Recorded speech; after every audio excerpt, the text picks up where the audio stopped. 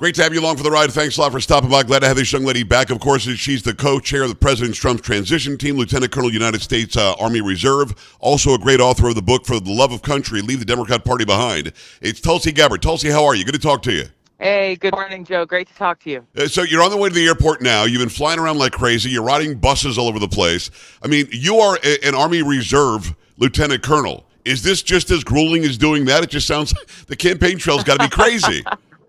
Hey, it's you know what? You put the mission first. We got a job to do to save our country, and this is a no-fail mission. So I'm doing all I can. I'm urging others to do all they can. Every one of us, no matter where we are in our lives or in the country, we got to do our very best to reach as many people as possible, both to convince those who are undecided why President Trump is our best and only choice in this election, to put our country back on the path towards peace, freedom, and prosperity. And for those who don't need any convincing and are already planning to vote for President Trump, we got to get them out to vote as early as possible and make sure that their vote is in the bank. Tulsi, I voted early for the first time almost, I think, ever. I'm a conservative guy. We normally will vote on Election Day, but it is such a smart message to tell people, why not bank the vote now? Why take the chance next Tuesday? Exactly. You know, we've seen natural disasters. We've seen traffic accidents. We've seen who knows what happen get in the way of people going out and casting their votes. We cannot allow the future of the country to ride on some unforeseen event that may make it impossible for a person to go out and vote on Election Day. We saw in different states, you know, polling places shut down because of, you know, problems with the machines, or they ran out of ballots, or all of these other things. It's most important that we get our vote cast. We get it in the bank so that it's done, and we can spend our time encouraging others to do the same. The book is For the Love of Country, Leave the Democrat Party Behind. It's TulsiGabbard.com. It's Tulsi Gabbard. Tulsi, the biggest question people have, they probably have this for you as you're on the campaign trail as well. Will my vote count? They're really afraid of that. Can we feel confident that it will? Well, I can tell you that it's a legitimate concern given everything we've already seen being attempted in this election. However, it's essential that we make sure our ballots are cast, that our votes are cast. The Republican National Committee and the Trump campaign, they've been gearing up for this for the last year. They have well over, I think it's over 1,000 attorneys. They have poll watchers. They have volunteers. They are watching this with a hawk's eye to ensure that we don't allow anyone's attempt to interfere in this election, silence our voices through our votes. So we have to remain vigilant. If you are out waiting in line and you see something going on that's not right, you know, take a video, record a video, put it on Twitter, reach out to the RNC. Every one of us needs to make sure that we do our part in forcing transparency and accountability for election integrity. Co-chair of the President Trump's transition team, it's Lieutenant Colonel Tulsi Gabbard. So as we're watching Kamala Harris show who she really is, and this joy and happiness campaign is really a hate-filled campaign, lobbing insults and nastiness toward you and me and Trump and everybody else, how did you know 4.5, 5 years ago to expose her on that primary stage? Tulsi, nobody, I'm a guy who pays attention. I have to do that to do what I do. I had no idea she was who you knew she was. How did you know it was smart to say, realize that this lady is not who she says she is? This is what she did as DA. This is what she did as AG. This is what she's doing as a senator. How did you know, how were you so prescient to know, to let Americans know who she was so long ago? You know, Joe, I saw how the Democrat elite machine was treating her with kid gloves, including the legacy propaganda media. Nobody was asking her any real tough questions. No one was challenging her on the fact that even during that campaign, her position on different policies changed from Monday to Wednesday to Friday, depending on who she was talking to. And it was clear to me that she was not rooted in any kind of principled ideology as the driving force behind what she was doing. And as you know, and as we've seen, those kind of people are dangerous because they become puppets and figureheads, just as she and Joe Biden have been over these last 4 years, for pick your special interest group, the military industrial complex, big pharma, big insurance, these interests that are that they care only about profit, and they at the expense of the well-being of the people. So when I saw how they were lifting her up and positioning her to be the next quote unquote Barack Obama, I knew that it was my responsibility to do whatever I could in the very small amount of time they gave me on that debate stage to challenge her with legitimate and fair questions about the record she claimed to be proud of. And with her response, the rest is history. You did so well that you were the most searched person on Google probably for that week. Then they completely shut you out of the DNC. They shut you out of the Democratic primary system. Did you know right then that this probably wasn't the party for you anymore? It's been a long journey, my friend. Yeah. As you know, I detail it in the book, but it was layers upon layers of their attacks and their smears and their censorship. You know, I've always been an independent-minded person. I had this feeling for a long time that I was not welcome in that party, but I really wanted to do my best to try to reform it and change it and bring about a new leadership to the Democrat Party that would bring to life once again the party of JFK and the party of Martin Luther King. And it was really through that campaign that I experienced that not only were they not interested in that, they wanted to destroy me because of it. It is Tulsi Gabbard. Get the book. It's called For the Love of Country, Leave the Democrat Party Behind. She's the co-chair of President Trump's transition team. Also, Lieutenant Colonel in the Army Reserve. You're on duty tomorrow and Friday, right? I am. Yes. What is that? I'll be out at Fort Sill, Oklahoma. Wow. And we'll be checking out of the campaign and the the political conversation for a couple of days, as I'll be in uniform. And then I'll be hitting the road again Saturday through Election Day. We're just talking to the campaign before I called you. I'll be in Georgia, Wisconsin, and I think our final stop, very appropriately on November 4th, will be in Asheville, North Carolina, with our brothers and sisters, our fellow Americans who are continuing to struggle and recover there. It's Tulsi Gabbard. Tulsi, it's such a smart team that President Trump is assembling. You, RFK Jr., J.D. Vance has been just a masterful guy on these weekend talk shows on all the legacy media networks. It appears to me that you and the rest of the team have decided we're not going to go after all the negativity that they're throwing. We're just going to keep on being positive. We're going to keep on talking about policy. We're going to keep on talking about a better America. I think that Kamala Harris and Tim Walz, both who lie with such ease, really want you to get into the mud. And you and the team that you're in aren't doing it. What a smart tactic. Was that something that was planned, or is it just a campaign of a brighter future, and I'm going to leave the negativity behind? They really want to pull you into the mud, but you guys won't do it. Well, it's not at all a political tactic.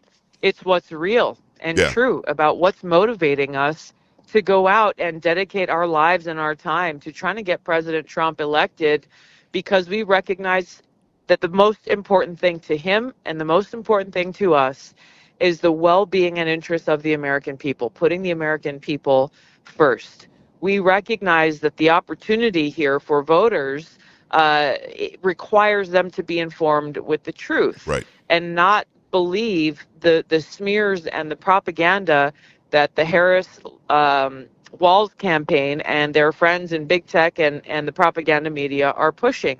President Trump has a 4-year record of success that proves to the American people what he can do once again to fix what Kamala Harris has broken. Kamala Harris has a 4-year record of failure. And so her goal of becoming president is not to fix what is broken in this country to serve the American people. Otherwise, she would have spent the last 4 years doing that. Yes.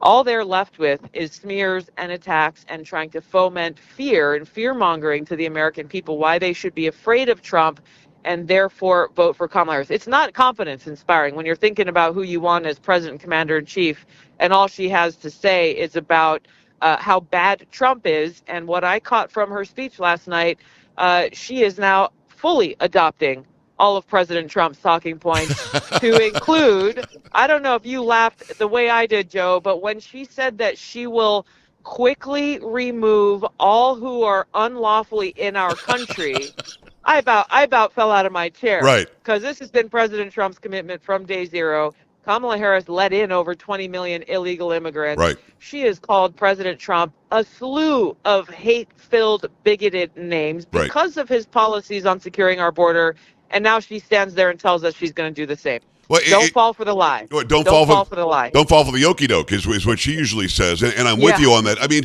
she might as well call herself Kamala Trump. I mean, that's about where we're going with this. It is Tulsi Gabbard. Go to tulsigabbard.com. I really appreciate you giving me some time today. When they say stupid things like that rally at Madison Square Garden, that was an incredibly diverse rally with Jewish flags hanging from the rafters, calling that a Nazi gathering or a neo-Nazi gathering, or this is the first time we've had something like that since 1939. I mean, Americans have become very smart, Tulsi. We know that in 76 and 80 and 92, you had the Democrat National Conventions at the same hall. Why do you think they do that? Do they think the American people are just ignorant? Because immediately people said, what are you, crazy? This is a beautiful facility, one of the best facilities in New York City. You want to call it a Nazi gathering? When you hear them do that, is that just desperation? It is desperation. They do think that we are stupid. They believe that in their arrogance, they know what's best for us more than we do. And they are therefore willing to do whatever it takes to try to block President Trump from being president again. Yeah. They're so consumed with their hatred of President Trump. It's really quite dark and sinister when you look at the things that they are saying and the hypocrisy that is on full display every single day. We saw this how they were criticizing some of the comments that were made at the convention. They were criticizing some jokes that were made, Right. and just talking about horrific and horrible and all of this stuff. What a comedian said, not Donald Trump, but what a Right. comedian said. And then, of course, when President Joe Biden says that Trump supporters are garbage, what did they say? Oh, well, he was stuttering. Give me a break.